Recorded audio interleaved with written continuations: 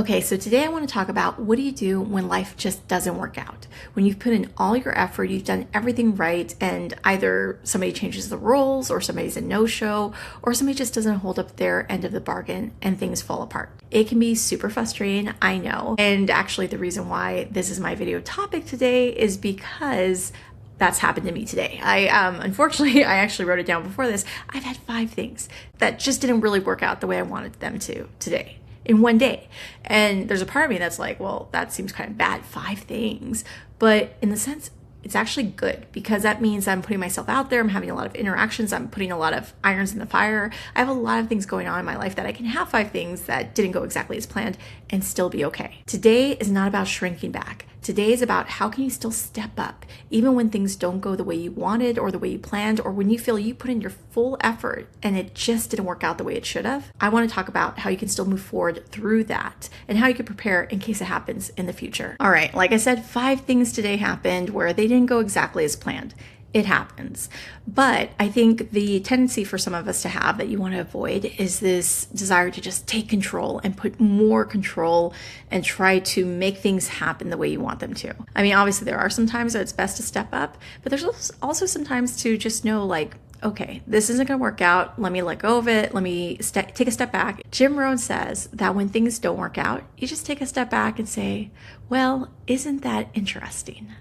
And this idea is to, not try to force more and more control on the situation, but just realize that sometimes things aren't going to work out.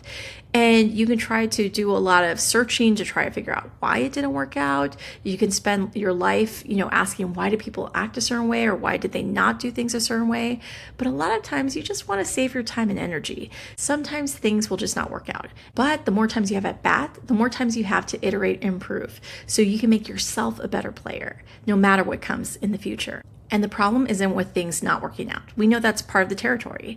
The problem is when we spend too much time dwelling on it, feeling bad for ourselves, looking for justice that might just not be there, or wanting life to be fair, because unfortunately, sometimes life is not fair. So instead of staying still and getting under the heavy blanket, which feels good at the time, but then is really hard emotionally to start to move through, I would encourage you to continue moving forward.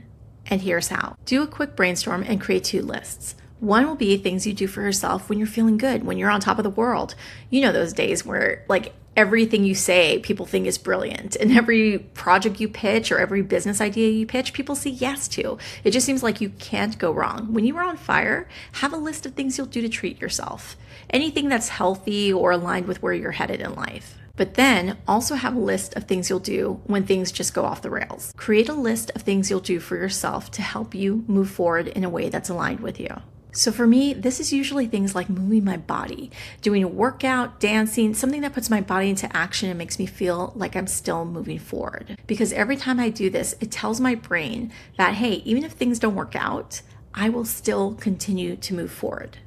I don't move forward only when conditions are perfect. I move forward all the time.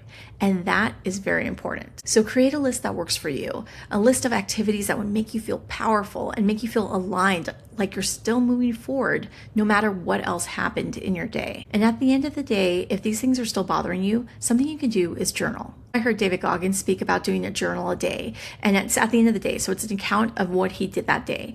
And it's all the things that went well, but it's also accounting for the times where he feels he fell short. And that's his way of figuring out how he's going to improve the next day. This is not something to beat yourself up about if you want to do the journal idea, but it's a way to just review your day and see if there's any learnings you want to take for the next day. But no matter what, I encourage you to do a gratitude journal at the end of the day, counting for all of your wins throughout the day, especially on a day that went completely off the rails. Because this shows you that no matter what happened in your day, you have the power to get back on track and continue to move yourself forward in any little way or big way. And I wish I could tell you that as you move forward, things are going to always work out. And as long as you put in the hard work and effort, everybody will hold up their end of the bargain and they will come to help you and support you. And I really hope that for you. But In reality, the more times you go up to bat, the more times you'll have successes, but you'll also have some heartache. And that's okay too. In those challenges is where we get growth and improvement and find out what we're made of. And if you've already had a lot of success in your life, you've probably already built up these muscles and this resilience and grit to get where you're at. And if you haven't had as much success yet, well, guess what the good news is? You're not as visible or being looked at as much as some of these really successful people. So this is the time to make those mistakes. This is the time to get those reps in and to get better at your craft. And I'm working every day to get just a little bit better every single day in my life, as well as here on YouTube, where I'm posting 125 YouTube videos in 125 days.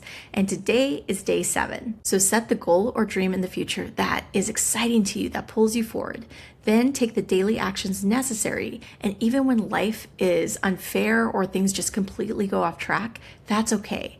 You can have your activities that you do for days that are good and activities that you do to make yourself feel better and still take action on days that are bad. And take an account at the end of the day to notice any blind spots or ways you can improve for the next day. And when there's nothing else you can do, you can just say, well, isn't that interesting? All right, so tomorrow I'll have another video created just for you. See you then.